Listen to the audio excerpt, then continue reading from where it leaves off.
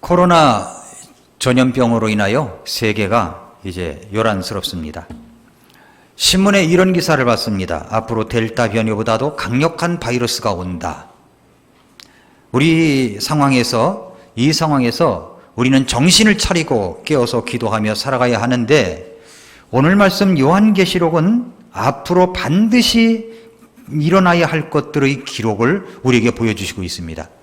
전에도 한번 요한계시록 강해 설교를 여러분에게 한 적이 있지만, 앞으로 요한계시록을 압축해가지고 이 마지막 시대에 하나님께서 반드시 일어날 일들이 무엇인가를 압축해서 반드시 알아야 될 것들을 7, 8가지로 여러분에게 정리해서 말씀을 전하도록 하겠습니다. 지금은 흔히들 마지막 때라고 이야기합니다. 말세라고 이야기하죠. 그런데 말세가 되면 극단적인 2가지 태도가 있습니다. 하나는 말세니까 모든 걸 다 그만두고 예수님 맞을 준비를 해야 된다고 생각하는 사람들입니다. 그래서 직장도 학교도 사업도 공부도 다 중단하고 주님 맞을 준비를 하기 위해서 자기들이 만든 그룹 공동체에 들어와서 생활해야 된다. 그래서 예수님 맞을 준비를 해야 된다. 이렇게 말하는 사람들이 있습니다. 이런 사람들을 가리켜서 이단이라고 그러죠. 이단입니다. 이단들은 말세의 특징을 이용하여 전혀 하나님의 말씀과 상관없는 자기들 식으로 풀이를 내서 성경을 풀어가지고 자기들만이 요한계시록을 해석한다고 하고 비유를 들어서 푸는 것은 자기밖에 없다고 이야기하면서 사람들을 미혹하고 현혹하여 자기 집의 모든 것을 팔아서 재산을 바치게 하고, 그리고 모든 집단 생활을 하게 하는 사람들이 있습니다. 이 사람들이 바로 신천지 이단들입니다.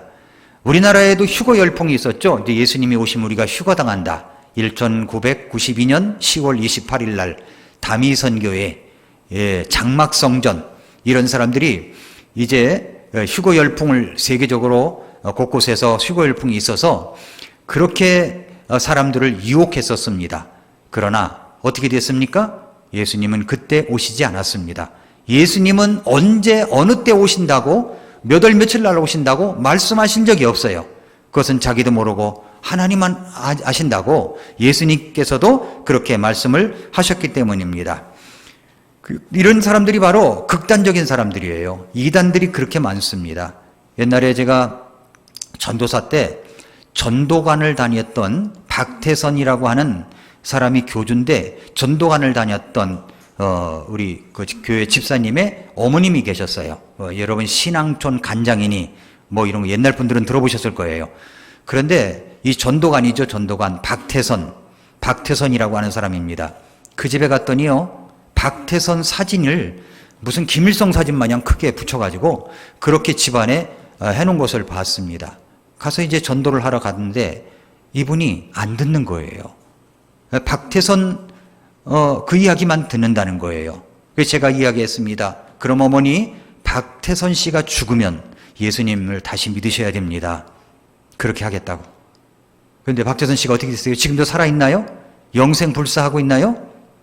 육신의 몸은 죽었죠. 그 사람은 지옥에 있는 겁니다. 그렇게 이단들은 그런 특징들이 있어요. 그래서 신앙촌이라고 하는 곳에 모여가지고 제품을 만들어서 지금도 판매를 하고 있어요. 저희 동네가 그런 동네였었거든요. 전도관이 산에 우뚝 엄청난 건물이 서 있습니다. 제가 그 옆에 오르내리면서 운동을 하고 있거든요. 그 옆길로. 야, 저기다가 간판을 바꿔가지고 덕소 성소 침례교회라고 붙였으면 좋겠다. 이렇게 생각될 정도였습니다. 이단들입니다. 이단들. 그런 이단들이 지금도 그렇게 많이 일어나고 있습니다. 잘못된 이단들이죠. 극단적인 이단들. 또 하나의 극단은 뭐냐면, 그건 예수님이 오신다는 것은 문자적인 것이 아니라 상징적인 거야. 말세는 안 와. 라고 말하는 사람들입니다. 아닙니다. 예수님은 곧 오십니다. 이런 2가지 극단이 있을 수 있어요. 여러분, 성경은 예언의 책입니다. 예언의 책. 성경은 예언대로 이루어졌고 앞으로 예언대로 이루어질 것입니다. 그 중에 많은 것들이 있지만 제가 오늘 대표적으로 예언이 이루어진 것 한 가지만 이야기한다면, 오늘 본문은 요한계시록 1장 1절부터 3절까지 두지만 마가복음 13장 1절부터 8절도 같이 한번 말씀을 드리겠습니다. 근데 마가복음 13장을 열어보시고 마가복음 13장에 보면은 말세에 대해 이야기하고 있습니다. 1절에 예수님께 제자들이 나와서 이렇게 묻습니다. 그분께서 성전에서 나가실 때 그분의 제자들 중에 하나가 그분께 이르되 선생님이여 보소서 여기 돌들이 어떠하며 건물들이 어떠합니까? 라고 물었습니다. 그때 당시 역사 속에 이 예루살렘 성전은 헤롯이라고 하는 대왕이 유대인들의 환심을 사기 위해서 무려 46년간에 걸쳐서 예루살렘 성전을 재건시켜 놓은 것입니다. 여러분 생각해 보세요. 한 건물을 짓는데 46년간이나 걸쳐서 그것을 건물을 짓는다면 이건 대단한 프로젝트입니다. 그런데 헤롯 대왕은 예루살렘 성전을 그렇게 복원시켜 놓았습니다. 여러분, 이건 헤롯은요 대단한 건축가였어요. 지금도 여러분 그렇게 짓고 있는 건물은 찾아보기가 힘듭니다. 그런데 제자들이 묻는 것입니다. 이 성전 건물은 어떻게 되겠습니까? 여러분, 유대인 역사가 요세푸스에 의하면 그 당시 예루살렘 성전 재건에 사용되었던 돌 하나의 길이가 12m였대요. 돌 하나의 길이가 12m, 너비가 3.6m, 높이가 6m였대요. 여러분, 돌 하나가 그런 것이 쌓여서 예루살렘 성전을 만들어 놓은 것입니다. 얼마나 견고하게 지어졌습니까? 예루살렘 성전의 뜰은 대리석으로 깔았고 문은 구리로, 어떤 문은 금이나 은을 사용하기도 했습니다. 헤롯은요 대단한 건축가였어요. 그리고 정치꾼이었습니다. 유대인들의 환심을 사기 위한 목적으로 이 성전을 건축하고 있었으니 말입니다. 그래서 그런 모습들을 보면서 유대인들은 감동을 받았죠. 그래서 이렇게 말합니다. 이 성전만큼은 영원할 것이다. 이 성전은 메시아가 오실 때까지 영원할 것이다. 이렇게 이야기를 했어요. 그러니까 제자들은 예수님께 지금 물어보는 겁니다. 이 건물, 이 돌들이 어떠하며 이 건물들이 어떠합니까? 라고 물어본 거예요. 그러니까 제자들은 이 건물의 위대함을 예수님의 입을 통해서 확인받고 싶었던 것입니다. 그런데 예수님께서 마가복음 13장 2절에 이렇게 말씀하시죠. 예수님께서 응답하여 그에게 이르시되 네가 이 큰 건물들을 보느냐? 돌 하나도 다른 돌 위에 남지 아니하고 다 무너지리라. 다 무너지리라. 세상에 이런 깜짝 놀랄 예언이 있습니까? 많은 유대인들은 이 성전은 메시아가 올 때까지 영원할 것이라고 생각하고 있었습니다.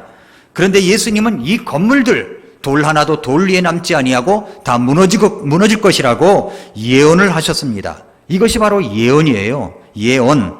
과연 예수님께서 말씀하신 대로 그 성전은 돌 위에 돌 하나도 남지 않고, 돌 하나가 어느 정도였다고 그랬어요? 돌 하나가 12m, 3.6m, 높이가 6m였다고 그랬죠. 그런데 그 돌에서 돌 위에 돌 하나도 남지 아니하고 다 무너져 내린다고 예언하셨습니다. 이 예언이 어떻게 됐습니까? 좀 더 들어보세요. 제자들은 예수님의 말씀대로 모든 것이 이루어진다고 믿고 있었어요. 그래서 제자들은 이 말을 듣고, 야, 이 견고한 예루살렘 성전이 무너진다면 이 세상도 무너질 것이 아닌가 라고 이야기한 것입니다. 그래서 예수님께 나와서 말세의 징조에 대해서 묻게 된 것입니다. 그것이 사복음서 중에서 마가복음 13장, 마태복음 24장, 누가복음 17장에 이야기한 있는 것입니다. 마태복음 24장 1절부터 3절에서는 제자들은 이렇게 묻습니다. 예수님께서 성전을 떠나서 가실 때에 그분의 제자들이 성전의 건물들을 보여드리려고, 위대한 건물이니까 보여드리려고 그분께 나오매 예수님께서 그들에게 이르시되 너희가 이 모든 것을 보지 아니하느냐? 진실로 내가 너희에게 이르노니 여기서 돌 하나도 다른 돌 위에 남지 아니하고 다 무너지리라 하시니라. 그분께서 올리브산 위에 앉으셨을 때 제자들이 은밀히 그분께 나와 이르되 우리에게 말씀해 주소서 어느 때에 이런 일들이 있으리이까? 또 주께서 오시는 때의 표적과 세상 끝의 표적이 무엇이리이까? 라고 얘기를 했습니다. 그래서 예수님은 이 말씀을 통해서 이중 경고를 하신 거예요. 예루살렘 성전은 무너진다. 세상 끝도 온다. 이중 경고를 말씀하신 것입니다. 성전의 최후와 이 세상의 최후, 성전의 마지막과 이 세상의 마지막을 말씀하시는 것이 성경이 마태복음 24장, 마가복음 13장, 누가복음 17장인 겁니다. 예루살렘 성전이 무너지는 것처럼 세상도 무너질 것입니다. 그리고 성전이 무너지게 되는 징조와 세상이 무너지게 되는 징조는 비슷할 것입니다. 그렇다면 예수님의 예언은 어떻게 됐을까요? 이루어졌을까요? 돌 하나도 돌 위에 남지 아니하고 다 무너진다는 그 말씀은 역사적으로 실제적으로 일어났습니까? 일어났죠? 일어났어요. 시온은 하나님은 크리스천이 아니기 때문에 이 부분을 아주 짧게 언급을 했습니다. 그러나 유대인 역사가 요세푸스 역사 이야기 전대권 중에서 3권에 보면은 유대 전쟁사 예루살렘 함락사를 보면은 아주 자세하게 언급하고 있습니다. AD 70년 예수님께서 예언하신 대로 당시의 로마의 황제 베스파시아누스의 아들이 이끄는 이 군대가 예루살렘을 짓밟고는 무려 100만 명의 유대인들을 학살했습니다. 예루살렘 성전은 예수님의 예언대로 돌 하나도 돌 위에 남지 아니하고 다 무너졌고 서쪽 벽 일부만 남았는데 그 벽을 지금까지 통곡의 벽이라고 그렇게 부르는 겁니다. 저도 그 통곡의 벽 앞에 서서 기도를 했어요. 근데 그 입장을 하려면은 유대인 전통 모자 키파를 머리에 쓰고 입장을 해야 했습니다. 그래서 저도 이제 키파를 머리에 쓰고서 거기 통곡의 벽에 손을 대고서 기도를 했습니다. 하나님 아버지, 유대인들을 불쌍히 여겨주시고 메시아가 이미 오셨는데도 믿지 못하고 있으니 이들을 불쌍히 여겨주셔서 예수님 믿고 구원받도록 도와주시옵소서 기도하고 그리고 나왔습니다. 그렇습니다. 그들은 통곡의 벽, 2000년 세월 동안 나라 잃은 서름 때문에 또 유태인들이 독일 히틀러에 의해서 600만 명이나 되는 사람들이 학살을 당하는 그런 모진 고난과 고통의 세월 동안 나라 잃은 서름을 안고서 그 통곡의 벽 앞에 그 벽 사이사이에다가 기도 제목을 끼워놓고 지금도 그들은 이 나라를 위하여 이스라엘 자기 나라를 위하여 기도하고 있는 겁니다. 기도하고 있는 거예요. 저는 우리나라를 생각해 보았습니다. 우리나라는 일제 36년의 압제 아래 지내오면서 두고두고 기억할 통곡의 벽이 있습니까? 통곡의 벽이 있나요? 백성들이 치욕스러운 그날을 기억하며 다시는 이 나라를 빼앗기지 않겠다는 역사적 사실을 두고두고 자식들에게 다음 세대에게 그렇게 전수하고 있습니까? 6.25 사변은 어떻습니까? 왜 6.25가 일어났죠? 6.25는 북한 공산당이 먼저 우리 남한을 공격한 남침이었습니다. 그 공산당들은 얼마나 많은 사람들을 학살하고 죽였는지 이루말할 수가 없어요. 교회를 불태웠습니다. 목사를 죽였습니다. 올바른 신도들을 성도들을 다 죽였습니다. 지금도 저 북한을 보십시오.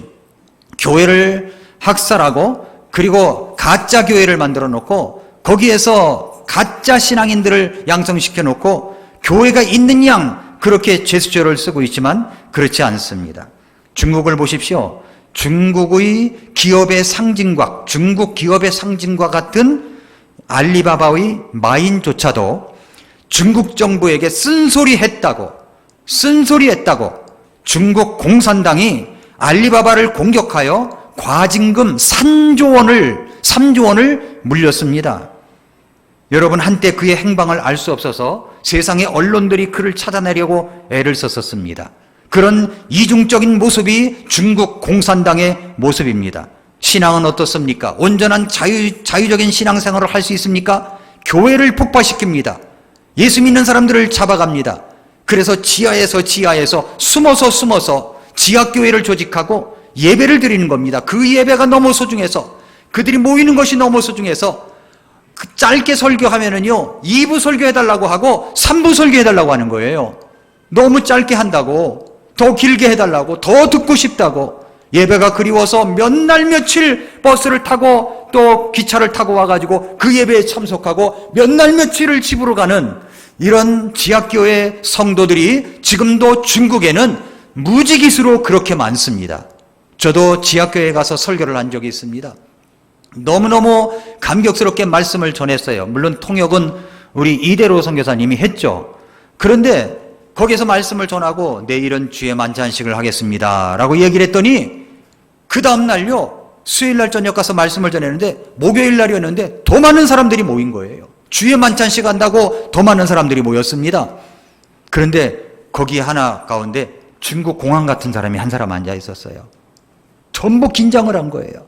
긴장을 한 거예요. 그런데 아무런 일도 일어나지 않았습니다. 여러분 지금 중국이 그래요. 북한에서는 자유스러운 신앙생활을 할 수 있습니까? 네, 김성일 선교사님이 북한 선교를 하고 있죠. 뭐라고 얘기했냐면은 북한의 킹제임스 성경이 번역돼서 성경을 갖고 있다는 겁니다. 그 성경을. 그래서 선교사님 북한에 가시면 북한에 만약에 들어갈 기회가 되면 지금 못 들어가니까 들어가게 되면 그 성경 좀 꼭 구해가지고 오세요. 돈 얼마든지 값이 얼마든지 저희가 하겠습니다. 그렇게 이야기를 했었어요. 북한에도 자유가 없습니다. 중국의 공산당들, 북한의 공산당들이 지배하게 되면 자유스러운 신앙생활을 할 수가 없는 것입니다. 여러분 그런 자유가 없죠. 신앙생활을 할 수가 없죠. 공산주의 사상을 갖고 있는 사람들이나 좌파적 사고를 갖고 있는 사람들은 예수님을 믿는 것을 온전히 받아들이지 않습니다. 이용만 할 뿐입니다. 이런 치욕스러운 날들을 생각하며 두고두고 후손들에게 역사적 교훈으로 물려줄 무엇이 통곡의 벽과 같은 그것이 우리에게 있느냐는 것입니다.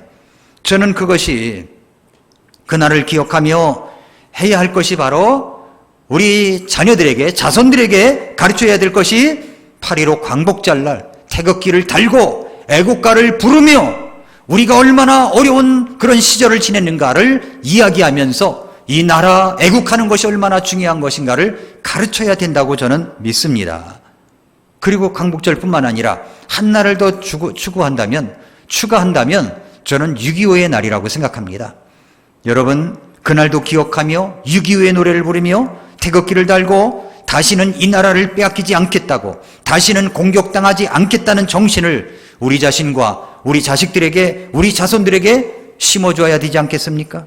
이스라엘 백성들은 지금도 통곡의 벽에서 그동안 2000년 동안 나라를 잃고 집시로 이곳저곳 생활을 하며 수백만의 사람들이 학살을 당하는 그런 시절을 생각하면서 지금도 기억하고 또 기억하고 기도하고 있는 것입니다. 여기서 예수님께서 단순히 예루살렘 성전은 무너진다는 예언만 말씀하려고 하신 것이 아니에요.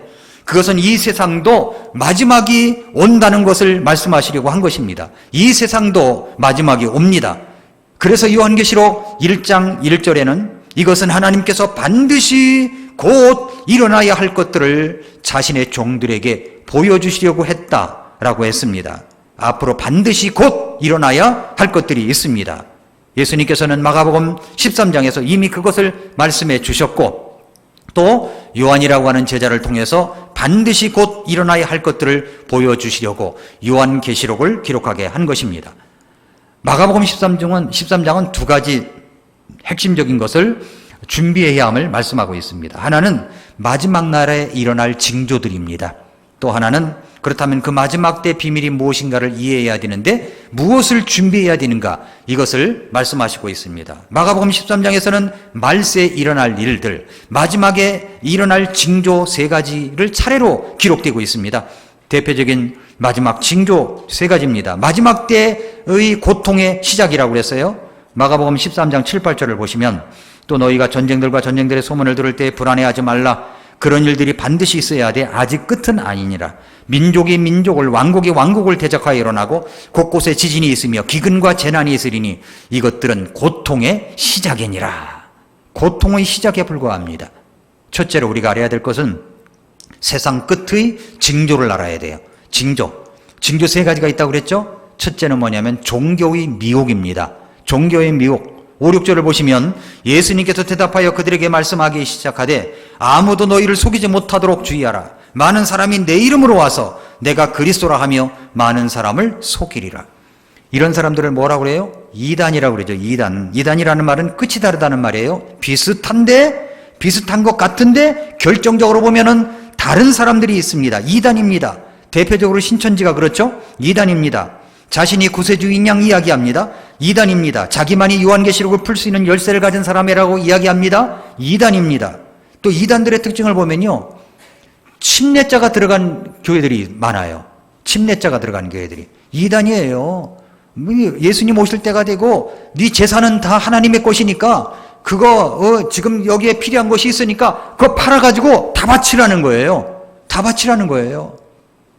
아주 종교적인 사기를 치는 사람들이 얼마나 많은지 모릅니다. 정신병원에서 정신병자 2사람이 탈출을 했대요. 이 2사람은 길을 가다가 너무 이제 탈출한 것이 쾌감이 있어가지고 한 사람이 소리를 쳤답니다. 나는 하나님의 아들이다. 그랬더니 옆에 있던 정신병자가 뒤통수를 한 대 딱 때리더니 내가 언제 너를 낳니? 라고 하더랍니다. 둘 다 뭐예요? 정신병자예요. 그런 정신병자 이단들이 지금도 한국에는요 수두룩합니다. 너무너무 많아요. 너무 많아요. 여러분, 이번에 코로나 전염병으로 인하여 우리가 고통을 받고는 있지만 이번에 드러난 것이 뭐냐면 신천지의 모습들이에요.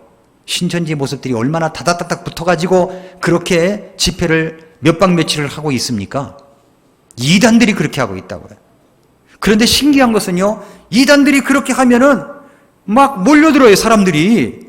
어디서 그렇게 많이 오는지 몰라요. 가짜인데 진짜처럼 이야기를 하니까 혹해서 오는 겁니다. 그런데 우리는 뭡니까? 진짜를 가짜처럼 이야기하나요? 안 모여요, 안 모여. 이게 무슨 문제입니까?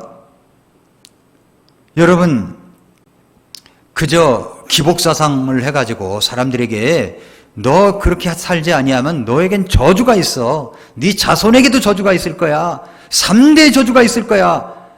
이래버리고 하면서 사람들을 현혹시키는 거예요. 그거 가짜입니다. 가짜 이단이에요. 신천지가 그렇다는 겁니다. 저에게요, 신천지 사람들이 저를 담당하는 사람이 있는가 봐요. 그래서 매주마다 편지가 와요.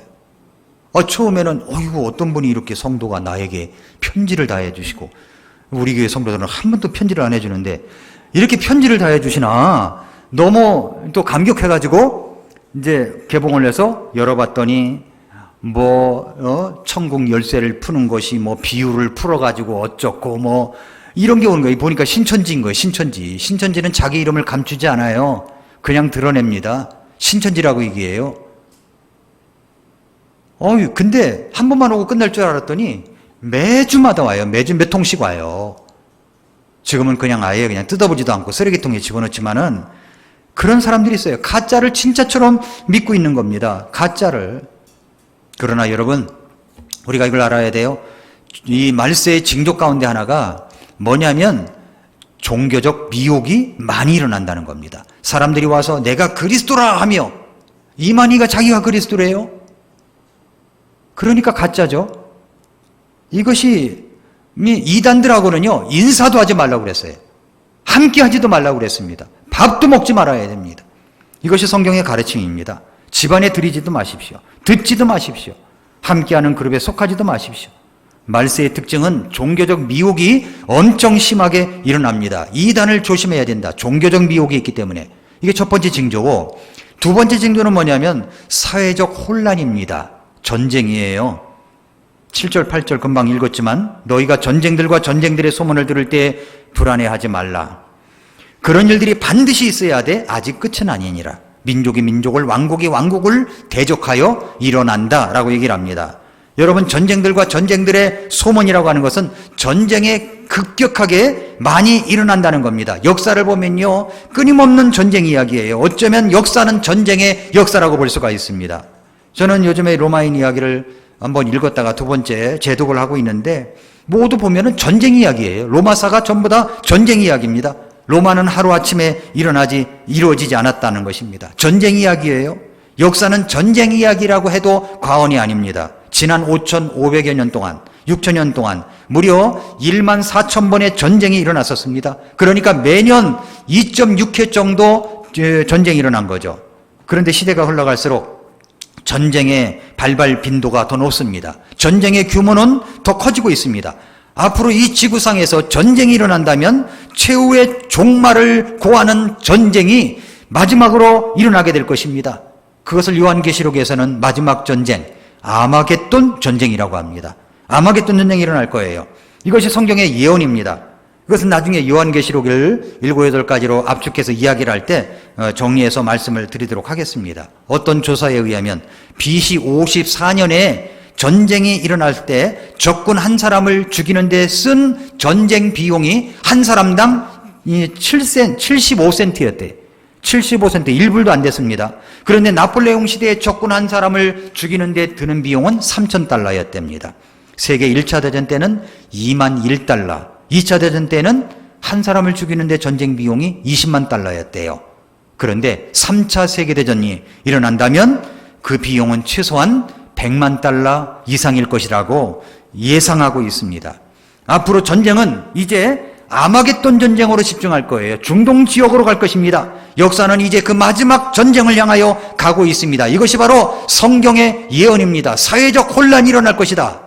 세 번째 징조는 뭐냐면 자연재앙이에요. 자연재앙. 13장 8절을 보세요. 민족이 민족을, 왕국이 왕국을 대적하여 일어나고 곳곳에 지진이 있으며 기근과 재난이 있으리니 이것들은 고통의 시작이니라. 곳곳에 기근, 지진, 재난.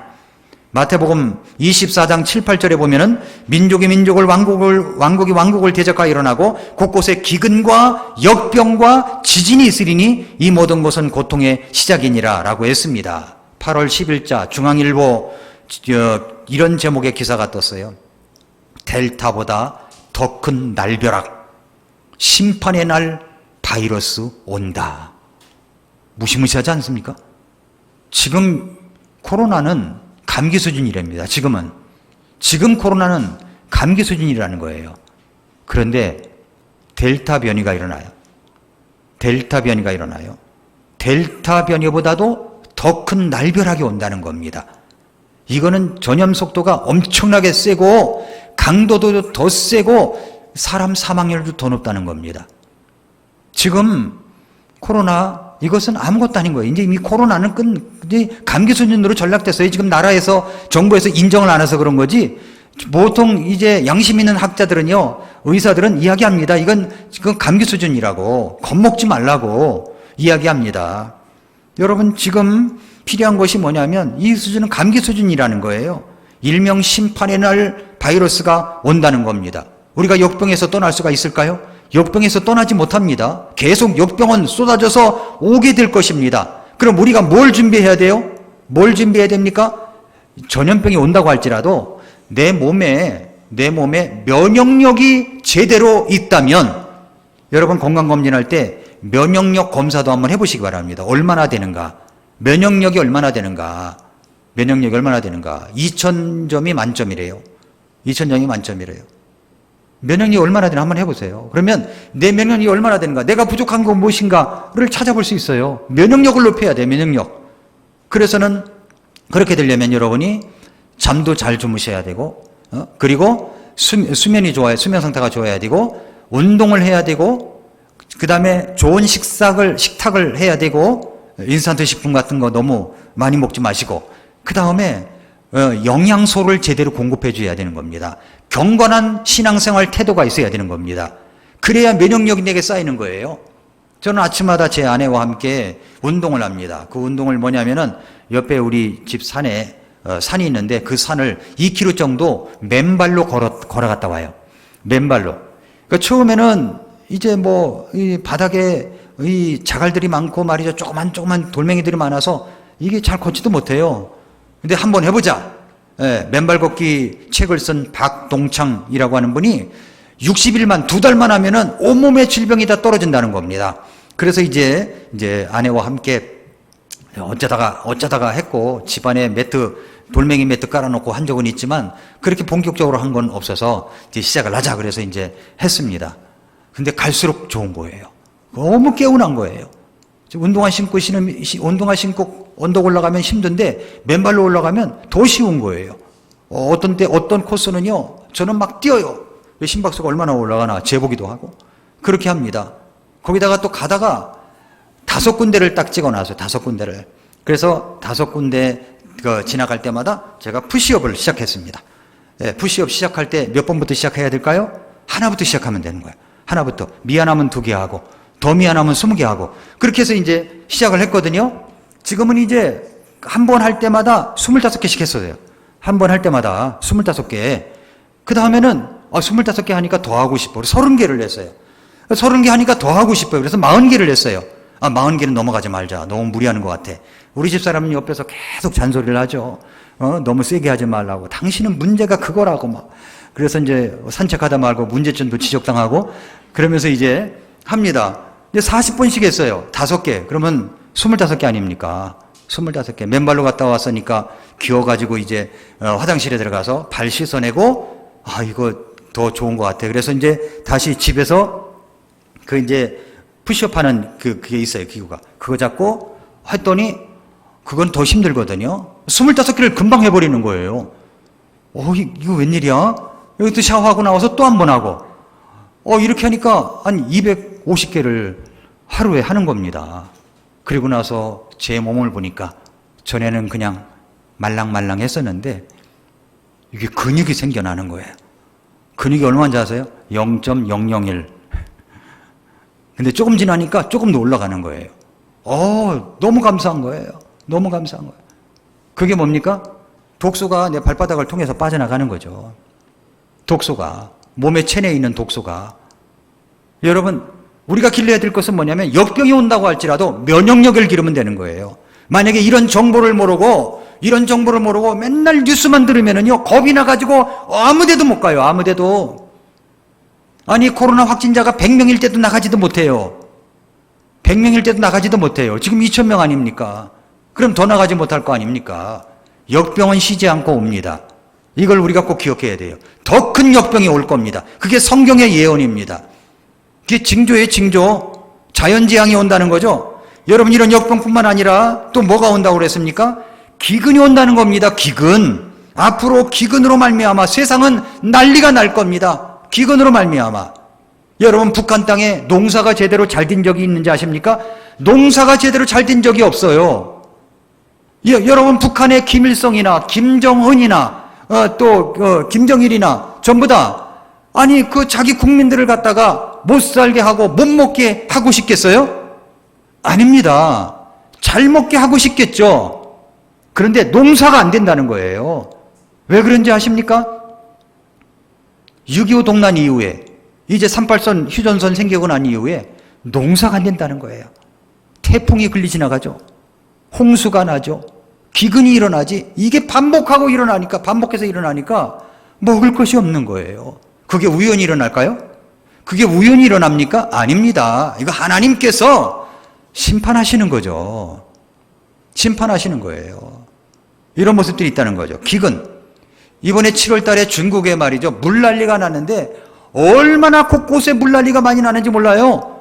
이게 신문 방송에 안 나와서 그렇지 그게 말도 못합니다. 지금 제가 그 영상을 누가 올려서 보는데 기가 막히더라고요. 이거 완전 재앙이다 싶을 정도예요. 엊그저께 신문을 보니까 이제 물난리가 나가지고 마트에서 부인이 일하고 있는데 부인이 남편에게 문자를 보낸 겁니다. 밤일을 하고 그러니까 문자가 왔어요. 여보, 침대 밑에 내가 돈 숨겨놨어. 그거 꼭 확인해. 왜 그런가 해가지고서 아내가 갑자기 그런 문자를 보내오니까 깜짝 놀래가지고 일어나서 보니까 비가 너무 많이 와가지고 자기 집은 고지대인데 고지대에도 불구하고 1층까지 물이 찼다는 겁니다. 근데 자기 아내가 있는 곳은 저지대야. 이미 거긴 물이 차버렸어. 그래서 이제 물이 어느 정도 빠져서 가보니까 아내가 물에 떠 있는 모습이 보였다는 거예요. 이런 난리가 중국에서 일어나고 있습니다. 여러분, 이게 우연입니까? 앞으로는요, 그런 물난리 아니면 기근이, 식량난이 일어나게 될 것입니다. 거기에 지진도 한몫합니다. 환태평양 불의 고리가 있어요. 환태평양 불의 고리. 이것이 동시다발적으로 만약에 터진다면, 백두산도 곧 터진다 그랬죠? 이것이 터진다면은 세상은요, 난리가 날 거예요. 이런 일이 안 일어난다고요? 50년 주기로 일어난답니다. 여러분, 그러므로 이런 것이 꼭 일어나는 거예요. 재앙이 일어난다는 거예요. 이것이 고통의 시작이라는 겁니다. 시작. 이것을 우리가 똑바로 정신을 차리고 있어야 됩니다. 이 세상이 다가 아니에요. 우리는 우리 주님의 나라를 바라봐야 됩니다. 그러므로 이제 우리는 준비해야 됩니다. 뭘 준비해야 될까요? 첫째는 먼저 구원을 받아야 됩니다. 구원을 받아요. 우리 주님께서는 종교적인 미혹이 일어나고 사회적 혼란이 일어나고 자연재앙이 일어나는 것이 예수님께서 곧 오실 것이며 세상에 종말이 가까웠음을 알려주시고 있는데 그 사실도 모르고 깨닫지도 못하고 살아가는 사람들이 있죠. 또 있었습니다. 성경에. 노아 시대에 그랬죠. 노아 시대에 뭐라고 그랬어요?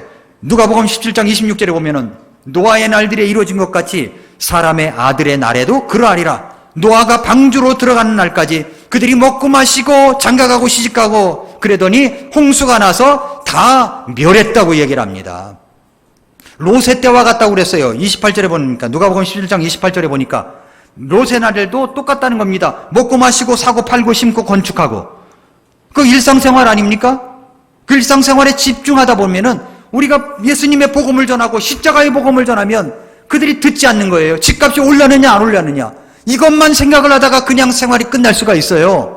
여기 의미하는 것이 무엇이냐 하는 겁니다. 예수님께서 뭐라고 그러셨어요?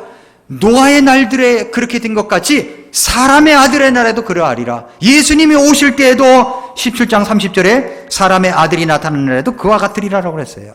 주님께서 오실 날에도 똑같은 일이 일어난다는 것입니다. 먹고 마시고 시집가고 장가가고 그저 일상에만 쫓겨 사느라 영원한 것에 대한 생각이 없이 살 것입니다. 베드로후서 3장 10절부터 11절에 보니까 그러나 주의 날이 밤에 도둑같이 오르니 그날에는 하늘들이 큰 소리와 함께 사라지고 원소들이 뜨거운 열에 녹으며 땅과 그 안에 있는 일들도 불태워지리라. 그런즉 이 모든 것이 해체될진데 너희가 어떤 사람이 되어야 마땅하겠느냐. 어떤 사람이 되어야 되죠? 어떤 사람이 모든 것이 다 해체됩니다. 해체돼요. 여러분 하늘들이 어떻게 된다고 그랬어요? 여러분 하늘들이 큰 소리와 함께 사라지고 원수들이 뜨거운 열에 녹는다고 그랬습니다. 녹는다고. 예. 그리고 12절에도 그랬잖아요. 예. 모든 거룩한 행실 속에서 하나님을 따르는 가운데 하나님의 날이 오는 것을 기다리고 서두르라. 그날에 하늘들이 불이 붙어 해체되고 하늘들이 우리가 보는 하늘들이 불이 붙어서 해체가 된답니다. 원수들도 뜨거운 불에 녹으려니와 그럼에도 불구하고 우리는 그분의 약속에 따라 의에 거하는 새 하늘들과 새 땅을 기다리는도다. 이 땅이 우리가 살 전부가 아닙니다. 예수님 오실 날이 임박했다는 겁니다. 이것은 고통의 시작이 된 거예요. 고통이. 그러므로 우리가 어떤 사람이 돼야 돼요? 예수님의 오심을 기다리는 사람이 돼야 됩니다. 아직 구원받지 못한 분들은 예수님을 믿고 구원을 받아야 됩니다. 그러나 예수님을 아직 믿지 못한 분들은 먼저 구원을 받고 예수님을 믿게 된 우리들은 뭐라고 그랬습니까? 거룩한 행실 속에서 하나님을 따르는 가운데 하나님의 날이 오는 것을 기다리고 서두르라 그랬습니다. 예수님이 오신 날을 기다리고 서두르라 말씀하고 있습니다. 이 땅에 사는 것이 전부가 아닙니다. 가장 중요한 건 뭐냐면 사람이 구원받는 거예요. 사람이 구원받는 거예요. 여러분도 주변 사람들이 구원받도록 노력을 해야 됩니다. 노력을 해야 돼요. 이단들은 그렇게 가짜를 가지고도 그렇게 사람들을 끌어들이려고 하는데 우리는 왜 진짜를 가지고 진짜처럼 이야기를 못합니까? 말해야 되죠. 전해야 되죠. 때가 가깝습니다.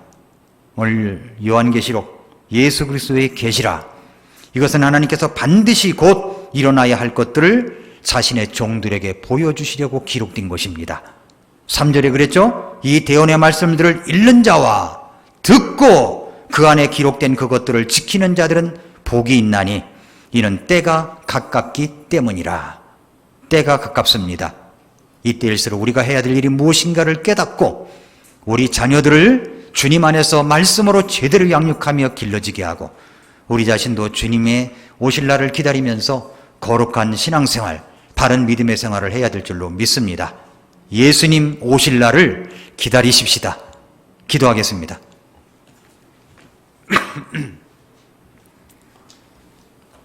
머리 숙여서 기도할 때 사랑하는 성도 여러분, 여러분은 혹시 오늘 밤에 죽으면 천국 갈 수 있는 자신이 있으십니까? 없으시다면 예수님을 믿고 구원을 받으셔야 됩니다. 주님 앞으로 오셔야 됩니다. 여러분 가운데 그런 분이 계시면 언제든지 저를 만나주시고 저에게 연락을 해주시기 바랍니다. 사랑하는 성도 여러분, 이렇게 모든 것이 해체될진데 너희가 어떤 사람이 되어야 마땅하겠느냐? 어떤 사람이 되어야 마땅하겠느냐? 말씀하십니다. 지금은 정신을 차리고 기도해야 될 때입니다. 지혜롭게 시간을 아껴가며 써야 될 때입니다. 주님 앞에서 그렇게 거룩하게 살아가도록, 주님 오실 날을 기다리며 살아갈 수 있도록 우리 한번 같이 기도하겠습니다. 기도하겠습니다.